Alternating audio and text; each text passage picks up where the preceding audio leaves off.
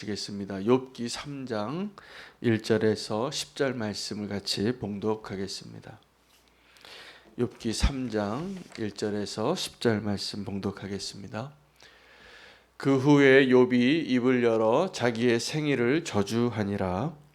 욥이 입을 열어 이르되 내가 난 날이 멸망하였더라면 사내 아이를 베었다 하던 그 밤도 그러하였더라면 그 날이 캄캄하였더라면 하나님이 위에서 돌아보지 않으셨더라면 빛도 그 날을 비추지 않았더라면 어둠과 죽음의 그늘이 그 날을 자기의 것이라 주장하였더라면 구름이 그 위에 덮였더라면 흑암이 그 날을 덮었더라면 그 밤이 캄캄한 어둠에 잡혔더라면 해의 날수가 달의 수에 들지 않았더라면 그 밤에 자식을 베지 못하였더라면 그 밤에 즐거운 소리가 나지 않았더라면 나를 저주하는 자들 곧 리워야단을 격동시키기에 익숙한 자들이 그 밤을 저주하였더라면 그 밤에 새벽 별들이 어두웠더라면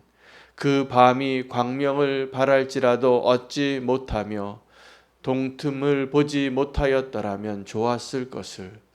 이는 내 모태의 문을 닫지 아니하여 내 눈으로 환난을 보게 하였음이로구나. 아멘. 하나님의 말씀입니다.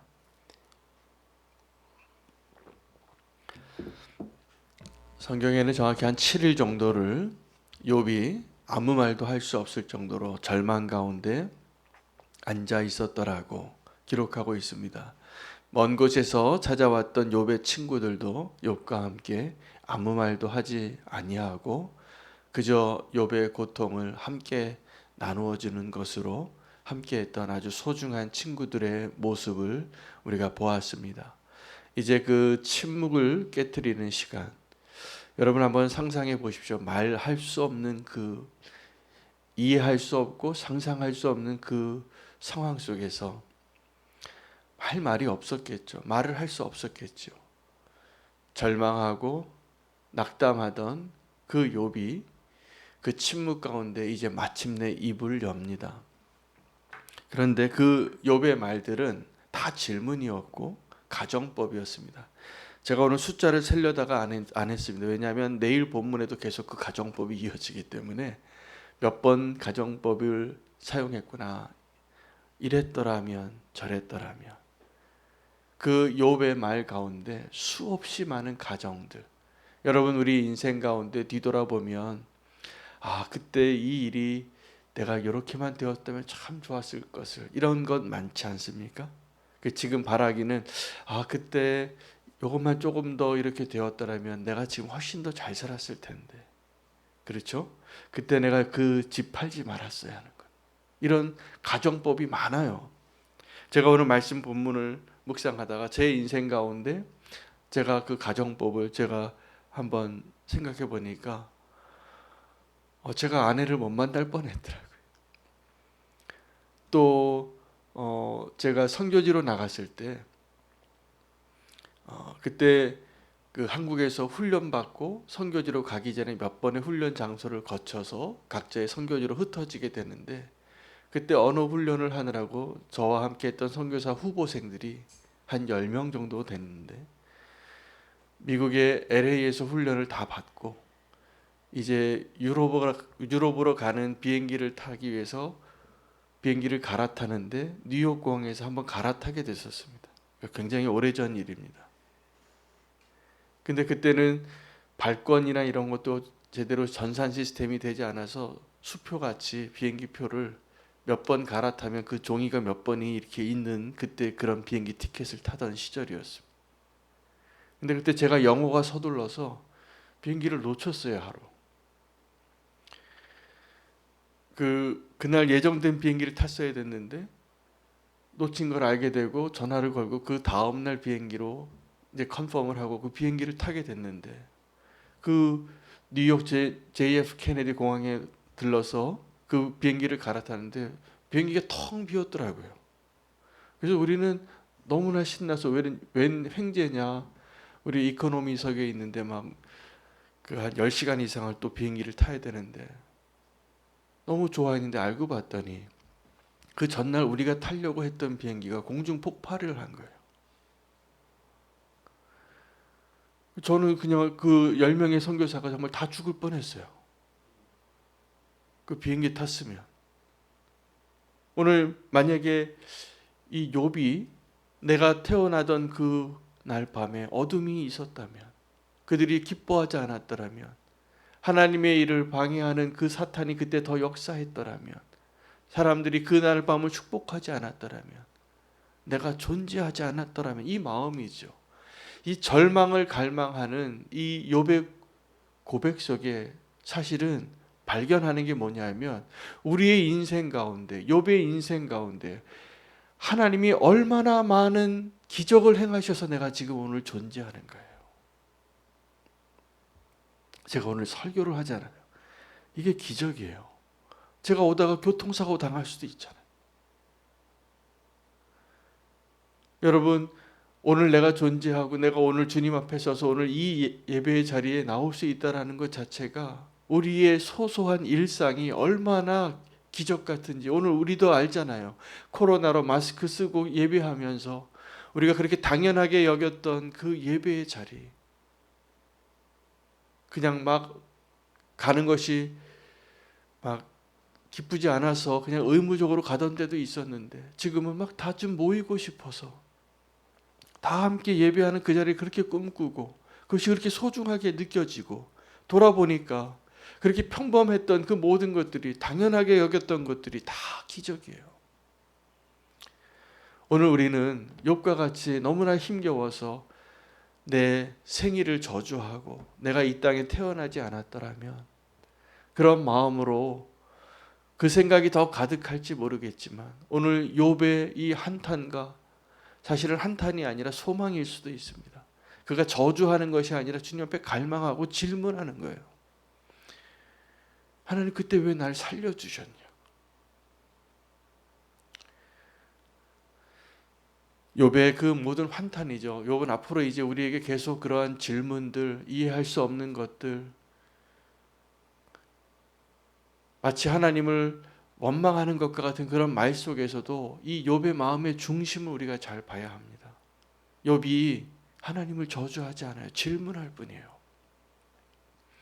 여러분, 우리는 그 신앙의 여정 가운데 확실히 알고 있는 것 같아도 그 확실하지 않은 것일 수가 있고, 내가 모르고 있는 것 같아도 하나님께서 우리 발걸음을 인도하셔서 우리가 진리를 찾아가는 그 길 가운데, 하나님을 알아가는 그 길 가운데 우리를 인도하고 계십니다. 선한 목자처럼 구름 기둥과 불 기둥으로 그 발걸음 인도하시는 것처럼, 내가 경험하는 그 모든 것들, 좋은 일이든 나쁜 일이든, 사실은 하나님께서 우리가 하나님을 향한 그 믿음의 눈이 열리고 하나님을 찾아가는 그 길을 더 정확하게 알려주시려고 우리를 인도하고 계시는 것을 믿으십시오. 욥이 정확하게 알고 있는 것이 없어서 지금 내가 알고 있던 그 하나님, 내가 조금이라도 잘못한 게 있을까봐, 내 자녀들이 조금이라도 하나님 앞에 범죄한 것이 있을까봐 생일날마다 또 한 번의 제사를 드리며 온전하게 살고자 했던 욥에게 있을 수 없는 일이 일어나고 있는 것. 마침내 입을 열었는데 욥이 너무 많은 말을 합니다. 그가 아마 7일 동안 그 고난을, 헤아릴 수 없는 그 고난을 다 질문을 가지고 있다 쏟아붓는 것 같아요. 그리고 이 친구들이 나중에 착각을 하는데, 친구에게 물어본 게 아니에요. 친구에게 답을 구한 것도 아니에요. 질문할 뿐이에요. 그런데 중요한 것은 우리가 어떤 말을 할 때 해야 될 말이 있고 하지 말아야 될 말이 있는 것입니다. 우리가 친구들 사이에서도, 어떤 사람들 사이에서도 싸우다가 무슨 말을 하다가도 하지 말아야 할 말을 할 때가 있잖아요. 우리가 통상적으로 어떤 관계 가운데 아무리 그 사람하고 마음이 안 맞고 화가 나도 하지 말아야 할 말을 하면 안 됩니다. 근데 우리가 하나님 앞에서도 그러합니다. 그래서 성경에서는 정말 힘들 때라든지 정말 위험할 때 그 말 실수하지 말라고 네 손으로 입을 막으라 라는 말씀을 하세요. 하지 말아야 될 말들이 있습니다.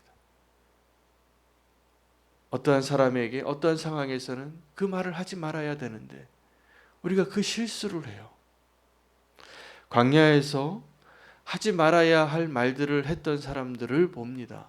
이스라엘 백성이 광야에서의 그러한 40년의 시간들 동안에 그들이 했던 최고의 실패는 하지 말아야 할 말들을 하는 것이었어요. 그들은 생각했겠죠. 이 광야에서 누가 들으랴? 다 듣습니다. 특별히 하나님이 들으십니다. 광야에 누가 있겠어요? 하나님도 보이지 않는데. 다 옆에 계셨지만 그들에게 보이지 않는 거였죠. 그러니까 하나님을 향하여 원망을 쏟아내고 불평을 하고 하지 말아야 될 말들을 막 쏟아 부을 때 우리 입을 가려야 합니다. 정탐꾼이 12명이 한 지파에 한 명씩 대표로 나아가서 믿음의 말을 했던 두 사람과 믿음의 말을 하지 못했던 10사람의 운명이 바뀌고 그 다수결로 인해서 이스라엘의 방향이 바뀌어요. 그들은 그때 들어갈 하나님의 때에 있었어요. 하나님께서 다 건지셔서 이제 그 약속의 땅에 들어가는데 그래도 그들이 신중하려고 정탐꾼을 보냈으며 정탐꾼이 갔다 와서 하는 말은 너무나 중요한 말이에요. 근데 그들의 보고가 두 사람은 믿음으로 말하고 10사람은 믿음 없는 말을 했기 때문에 그들의 삶이 그들의 여정이 광야에서의 삶으로 들어가는 거예요.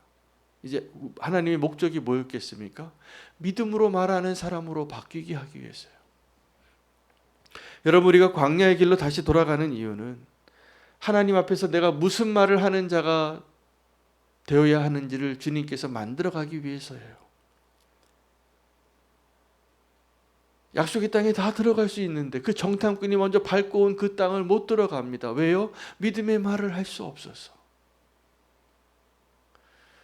광야에서 그들이 두려워하고 원망하고 우리 다 죽겠노라고 그때 하나님께서 그들에게 현현하시죠. 나타나셔서 그들에게 하신 말씀이 있어요.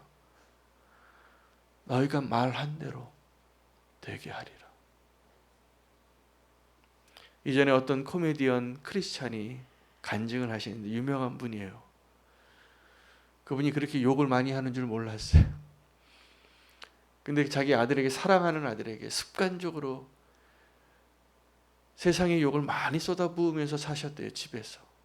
근데 어느 날 그분이 기도하다가 하나님의 음성을 듣습니다. 하나님이 그렇게 말씀하시더래요. 정말 네가 말한 대로 해주랴. 자기가 아들에게 그분 표현으로 뭐 죽일 놈아 무슨 놈 이게 맨날 입에 달고 살던 소리였대요. 근데 그분이 믿음으로 이제 하나님의 음성을 듣고 나서 회개하고 그 간증을 하세요. 주님은 분명히 그렇게 말씀하셨대요. 네 말대로 해주랴. 그러나 이것은 그분의 간증에서만 나타난 말이 아니라 성경에서 이스라엘 백성들에게 광야에서 이미 주님이 하셨던 말씀이에요. 오늘 우리에게도 말씀하십니다. 네가 말한 대로 내가 해주랴. 그러니까 이제부터 죽겠다고 말씀하지 마시기 바랍니다. 살겠다고 말씀하십시오. 소망으로 살겠다고. 그리고 내가 말한 대로 우리의 삶이 됩니다. 믿음으로 말한 사람에게는 믿음으로 선포한 대로 되어지는 거예요. 우리의 기도의 능력이 왜 있습니까? 우리가 하나님 앞에서 예수 그리스도의 이름으로 원수를 향하여 세상을 향하여 내 자신을 향하여 믿음으로 고백하고 선포하는 그 말들이 다 하나님께서 우리에게 주신 권세로 말대로 되게 하시는 거예요. 그런데 안타깝게 왜 우리는 여전히 원수가 원하는 말들을 하고 원수가 생각하는 대로 말하느냐는 것입니다. 그 일을 중단하시기를 축복합니다. 믿음의 말을 하시고 질문을 하더라도 하나님 앞에 우리 질문할 수 있습니다. 하나님 앞에 나의 분노를 쏟아놓을 수도 있습니다. 나의 원통함을 쏟아놓을 수도 있습니다.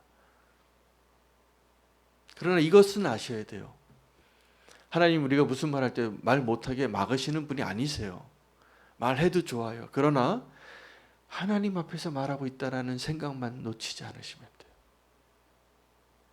우리가 무슨 말을 하든지, 여러분 광야에서 그들이 왜 그렇게 말을 막 했겠어요? 아무도 없으니까. 여러분 아무도 없는 곳에서 내가 하는 말들, 생각들 하나님이 다 들으신다고 오늘도 우리에게 분명히 말씀하시는 것 같습니다. 욥이 입을 열었는데 수없이 많은 그 가정법들, 사실은 절망을 갈망하고 있어요. 내가 태어나지 않았더라면, 나에게 모태에서부터 조성되지 않았더라면, 그날에 빛이 없었더라면, 그날에 악한 자들이 차라리 다 그날을 다 그냥 허락하지 않았더라면. 욥은 지금 고난 가운데 절망 가운데 있지만 우리가 그 욥의 고백을 통하여서 또 하나 발견할 수 있는 것은 지금 내가 사는 것이 기적이다라는 거예요. 욥을 통해서 우리가 배워야 할 것이 그런 것입니다. 여러분 지금 우리의 소망이, 우리의 꿈이, 우리의 기도 제목이 내가 하고자 하는 일들이 좀 잘 되고 나의 연약한 육체와 마음이 치료받고 내 자녀가 잘 되고 성공하고 더 많은 것을 얻기 위해서 하나님 앞에 간절히 기도하잖아요. 그것을 염려하잖아요. 그런데 한 번만 더 오늘 이 욥의 고백에서 우리가 발견할 수 있는 것은, 한 번만 더 생각해 보면 다 기적이에요. 우리가 오늘 이 자리에 서서 나 같은 죄인이 우리가 주님을 예배하고 있잖아요. 기적 아닙니까? 저는 기적이에요. 제가 나 같은 죄인이 지금 주님의 말씀을 전하고 있어요. 죄인 중에 죄수라고, 그 죄인들 가운데 아주 괴수라고 말했던 바울이 그렇게 고백했던 것은, 나의 나된 것은 하나님의 은혜라라고 말할 때 나의 나된 것이 이제 내가 좀 번듯하게 살고 이제 내가 좀 성공해서 살고 그러한 나를 말하는 게 아니에요. 내가 주님 앞에서 이렇게 겸손하게 살 수 있다는 것 자체가, 이게 너무나 기적이다라고 고백하는 겁니다. 여러분 오늘 이 욥의 고난에서, 욥의 말들 속에서 내가 오늘 살아가는 그 일상이 기적인 것을 기억하시고 감사하시기 바랍니다. 꼭 감사하셔야 됩니다. 그 욥이 그걸 보여주는 거예요. 예수님의 십자가가 우리에게 그걸 보여주는 것이고, 우리가 이미 감사할 게 너무 많은데 감사 안 하고 살다가 다 잃어버리고 보니까, 죽고 싶을 정도로 괴로워하고 보니까 하루하루가 기적이 아닌 날이 없었다고 욥이 말해주고 있는 것입니다. 우리의 삶을 이 땅의 시각으로 바라보면 여전히 두렵습니다. 오늘을 은혜로 살아도 내일을 어떻게 살까가 염려되어지는 게 우리의 실체예요. 우리가 능력이 있나요? 당연히 내일 먹고 살 게 걱정되잖아요. 그러니까 우리가 자꾸 뭘 쌓아두고 돈을 의지하고 싶은 이유가 바로 그거예요. 다른 게 아니에요. 왜 돈 사랑하겠어요? 어떤 사람은 이 세상을 더 사랑하니까 그런 마음도 있겠지만, 너무나 당연하게 자연스럽게 우리가 하루를 살 능력이 우리에게 없으니까 뭐라도 좀 나를 보장하고 준비하고 의지할 것을 만드느라 그런 거죠. 그러나 주님이 말씀하시는 겁니다. 그거 의지하지 말라고. 나를 의지하라. 우리가 하나님을 의지하고 하나님께 감사하는 삶으로 살게 될 때, 이 땅에서 고난 가운데 있었던 욥의 시선에서, 그 눈높이에서 뭐가 보이겠습니까? 그래, 창조의 시각으로, 하늘의 시각으로 욥을 바라보면 욥은 지금 하나님께서 이 고난을 통과한 후에 얼마나 하나님이 축복하시고 그 고난을 통과한 믿음의 사람 욥을 얼마나 기뻐하실지, 나중에 욥기가 끝날 때 하나님이 말씀하시잖아요. 서로 알지 못하는 두 부류의 사람이 논쟁하고 있어요. 욥과 친구들이. 근데 하나님이 누구를 먼저 책망하냐면 욥의 친구들을 책망해요. 욥이 너희를 축복하지 않으면 안 되게 하겠다고. 여러분, 우리가 지금 이 욥의 시각에서, 고난의 시각에서 바라보는 나의 인생과 문제들은 해답이 없는 것 같지만 우리가 믿음으로 바라보게 되면 지금 고난이 올수록, 어려움이 올수록, 힘이 할수록 그 믿음이 필요할 때인 걸 알게 됩니다. 여러분, 꼭 믿음으로 사시기를 바랍니다. 꼭 믿음으로 감사하시기를 바랍니다. 오늘 하루가 평범한, 너무나 어제와 똑같은 이 하루도 정말 말할 수 없는 기적인 거예요. 내가 오늘 먹고 산다니, 내가 오늘 주님을 예배할 수 있다는 것, 우리가 오늘 주님 앞에 나와서 이렇게 예배할 수 있는 것, 이거 정말 기적 아닙니까? 지금 죄악 가운데, 어둠 가운데, 아니면 자기 신성하에, 자기 만족에 그렇게 갇혀 살아야 했었던 그런 자들이 지금 자기를 부인하는, 예수 그리스도의 십자가의 은혜를 경험하는, 천국을 소망하는 자로 오늘을 살 수 있다는 것, 저는 기적이라고 생각합니다. 그 수많은 욥의 그 가정법들, 내가 태어나지 않았으면 좋았겠다, 빛이 없었으면 좋았겠다, 그 상황 하나하나가 다 무엇을 의미하냐면 다 하나님이 허락하신 기적 가운데 내가 살았구나 입니다. 그걸 언제 깨닫냐 하면 욥이 이전에 태평한 세월을 살 때, 그가 완전한 삶을 살려고 혹시 아들들이 뭐 잘못했을까 봐 하나님께 제사를 드릴 때 그 하나님의 은혜를 더 경험했을까요? 아니면 이 고난 가운데 내가 하나님의 은혜로 살았다는 걸 깨달은 게 더 많았을까요? 제가 보기에 고난 가운데입니다. 내가 만약에 태평하게 살고 부족함이 없이 살고 모든 것이 내 뜻대로 될 때 그래도 감사하겠죠. 하나님, 나 이렇게 평안하게 살게 해주신 감사합니다. 그러나 사실은 고난 가운데 있을 때 진짜 감사를 더 많이 발견하게 될 겁니다. 다 기적이죠. 되돌아보니까 이 고난 속에 있는 사람의 말입니다. 되돌아보니까 그때 내가 이렇게 산 것도 기적이네. 그때 내가 살아난 것도 기적이고, 나를 그렇게 용서하신 것도 기적이고, 나에게 허락하신 그 놀라운 은혜들을 언제 더 발견하게 되냐면 완전한 자로 살았던 그 태평한 시대의 욥이 아니라 고난 가운데 이해할 수 없는 그 욥이 나중에 발견하게 되는 거예요. 이 고난을 다 통과하고 나면 이게 다 기적이구나, 다 감사할 거구나. 오늘 욥이 우리에게 주는 은혜는 이것입니다. 오늘 우리의 삶이 누구보다 조금 더 행복하고 더 평안하고 더 부유하고 성공하고 이런 데 있어야 있는 것이 아니라 지금 되돌아보니까 다 기적 같은 날을 내가 살았다는 것을 발견하는 것입니다. 우리에게 생명 주신 그 주님을 찬양하고 오늘 그 기적 같은 생명을 살라고 오늘 우리에게 하루를 주셨습니다. 내일 일은 우리가 모릅니다. 내일 오늘 이 자리에 계셨던 어떤 분이 주님 곁에 계실 수도 있는 거예요. 저를 포함해서. 오늘을 기적같이 사시기를 축복합니다. 오늘 하루를 감사함으로 사시기를 축복합니다. 욥이 그 고난 가운데 절망을 소망하며 부르짖었던 그 많은 가정법들이 우리가 정확하게 감사해야 될 제목들인 것을 발견하고 하나님 앞에 서는 저와 여러분 되시기를 축복합니다. 오늘도 우리에게 기적 같은 하루를 살게 하셨음을 감사하며 말씀 붙잡고 기도할 때 새 생명 축제에 잃어버린 영혼들을 위하여 우리가 다시 한번 붙잡고 기도하기를 원합니다. 우리가 기적 같은 그 생명을 살게 됐는데 그 생명을 우리만 누리라고 주신 것 아닙니다. 오늘 우리가 전하지 않으면 다시 기회가 없을 수도 있겠습니다. 잃어버린 영혼들을 위해서, 그 대상자들을 위해서 오늘 다시 한번 기도하기를 원하고,